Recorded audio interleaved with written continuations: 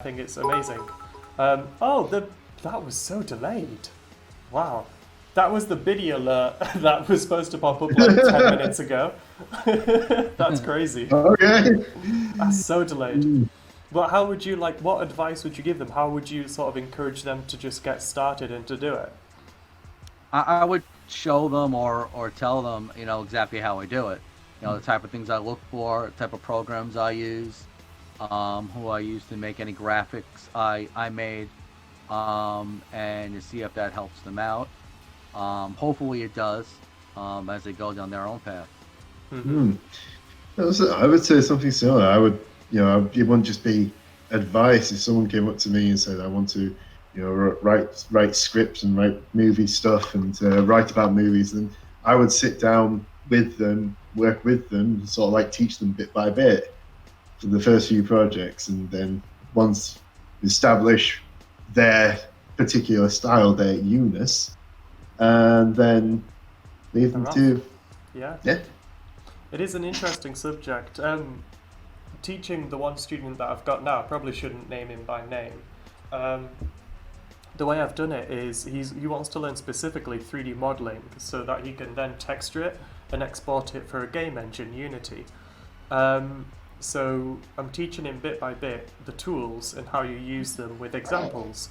So if he wants to add an edge and create more faces on his 3D model, then this is how he could go about that. If he's moved some vertices and it's made the model look weird or it's got weird edges on it, how you can go about fixing those. If he's got a square but it needs to be rounded, how you can round off the corners. So bit by bit, what each tool does, how you would use it, what kind of occasions you'd use it for. If it's not quite working properly as he's expected, why it's not. And then getting him to...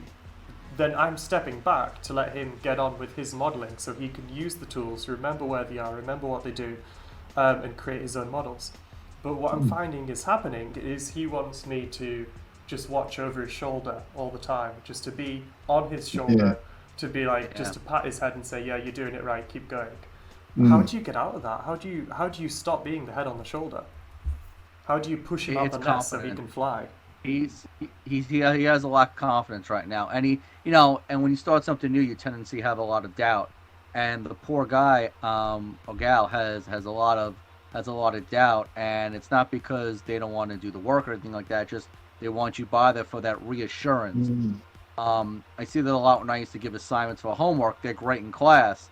Then all of a sudden they're on their own, and so they just kind of lose that confidence because you need that person. That's why this virtual learning is a little bit dangerous. That even in person you get that, even though you still see the teacher, it better be in like an in-person environment. You get that reassurance, kind of like that mother hen type situation. Oh yeah, I totally get that. Currently we're doing it all over the computer. So it is a lot more difficult, work is a lot slower, and it's compensated because of that, but it is difficult.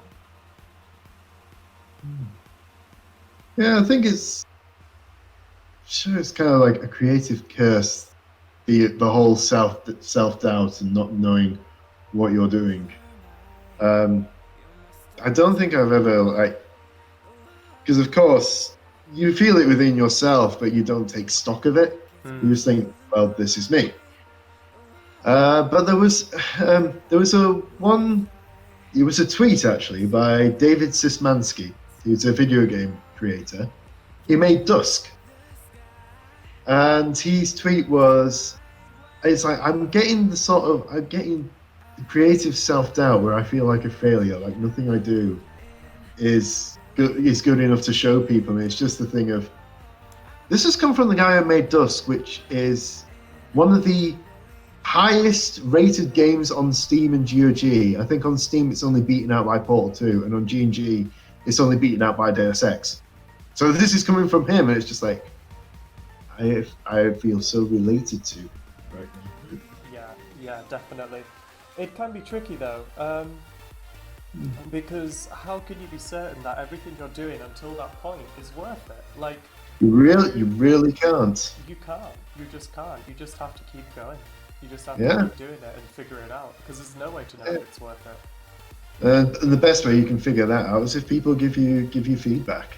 Yeah, There's feedback along the other creative curse is there's a lot of people out there, probably sometimes myself included, who don't react well to feedback and criticism. So can you take constructive criticism? Yes, but not without crying. But you can take it. And then you that's have the the point. You can. That's the thing. It's like I've gotten to the point where it's like because when I send my stuff off for my job, it goes to an editor, and multiple times I've had editors coming back. It's like going, "You made some good points, but you've repeated yourself a lot," and it's like it's not good enough to be on our website. And I find myself, I get angry for like 10 minutes, and I sit down and finish it. Yeah, of course. But then you So- have to have the so- right people too. I mean, Yeah. because sometimes you have people say, because I was just reading an article actually a couple hours ago about Mark Ruffalo, the Hulk actor right now for the Avengers movies, and he went to a school and the school told him, "Quit, you'll never be a good actor, and that's what you're gonna do with the rest of your life." And you think of like how mean that statement is, but he persevered and obviously, we all know who he is, but you want to surround yourself with people who are going to give you, constructive feedback, Yeah. not just negative feedback that's going to hurt you. And I find a lot of people quit because they have the wrong people around them.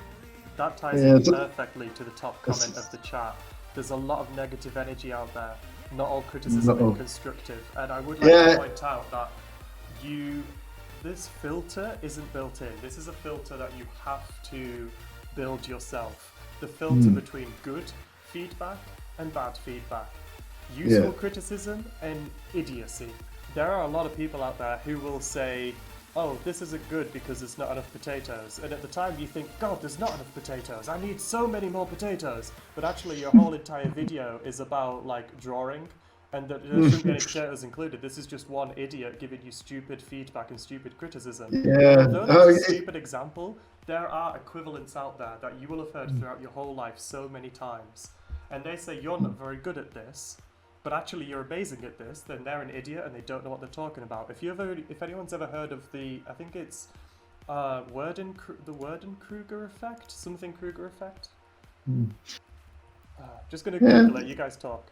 The thing about constructive criticism, as well as that, it can depend on the people who you get it from. It's like, just to put it in most simple terms, if you're going to write a horror movie and talk about your idea, probably John, who's made lots of horror short films in the past, is going to give you good advice. Meanwhile, Sharon, the local Christian conservative, is probably not going to give you good advice. Yeah. Lilac Tree has put the name in the chat. I have remembered what it's called. It is the Dunning-Kruger. effect. So there are people out there who have such a low level of expertise in what they're talking about that they don't understand how much more there is to know, and so they think they're a genius at it. And so they will go around acting with the most confidence in the subject because they don't understand or can't see how little they know. And I know I've fallen into this category a bunch of times for a bunch of things. It's basically hubris. It's Experts who have spent 15, 20, 25 years studying this at an academic level, this topic, whatever it could be, but they have a little bit less confidence in it because they understand the complexity of the subject and they are fully aware that they can't know everything about it, and they're always welcome to take more information. And so not people having who know nothing have the most confidence, and the people who know a lot have the least confidence, is basically what happens. The one thing I know about myself is that I do not know anything. Yeah, I think the last time I heard that was probably on Civ 5. It's a good quote. Yeah.